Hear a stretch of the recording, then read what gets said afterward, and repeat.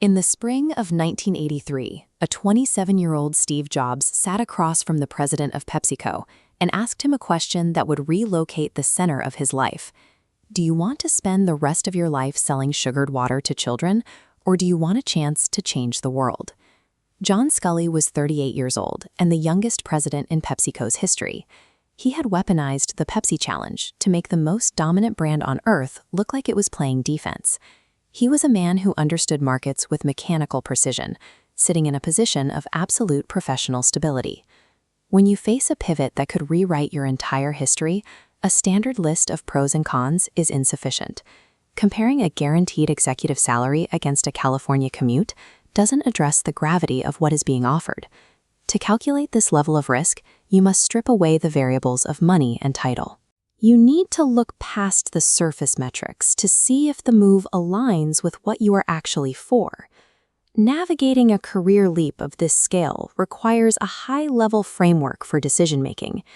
You are no longer managing a career, you are managing your own significance. The first step in weighing a move is to ignore the job description and identify the underlying problem you are trying to solve.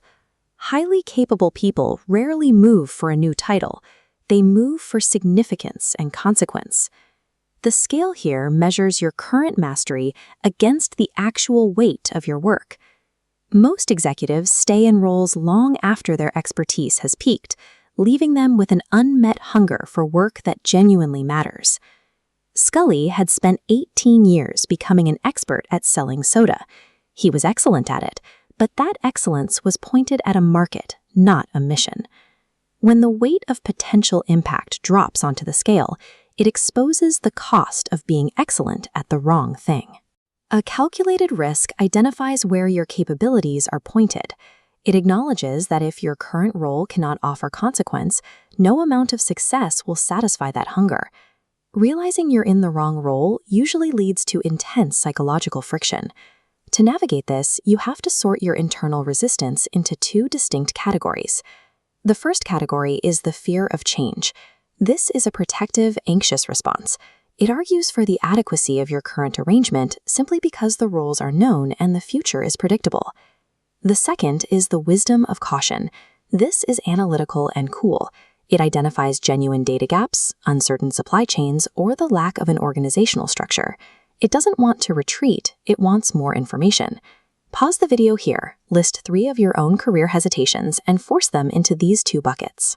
If you cannot distinguish between these 2, you will likely make a cowardly retreat while convincing yourself you are being rational. Even a perfect recruitment has a shelf life. Jobs had a strategic blind spot. He believed that sharing a vision was enough to keep 2 independent, ambitious men aligned. He hadn't considered that within 2 years, Sculley would be forced to choose between the vision and the organization, leading to the struggle that would eventually result in Jobs' ousting from his own company. The third step is to map the dynamics of the day after the decision. A calculated risk requires looking past the initial handshake and acknowledging the friction you are setting in motion. Belief doesn't replace the need for operational structure. When you enter a world that runs on volcanic creative energy rather than established rules, conflict is inevitable. Calculating a risk means accepting that by saying yes, you are taking sole responsibility for a new, unmanaged dynamic that hasn't even begun to play out. John Sculley made his decision in a 4-minute phone call. He didn't do it out of impulse, but because he realized his hesitation was merely the fear of change. He recognized that Apple wasn't just a company, it was an inevitability he could no longer stand apart from. Use this checklist to evaluate your own career pivots. First, check that the move feeds a need for consequence. If the primary pull remains the salary package, your calculation hasn't actually shifted. Second, verify your internal resistance. Ensure that your anxiety is rooted in the fear of the unknown rather than a genuine, data-driven wisdom of caution.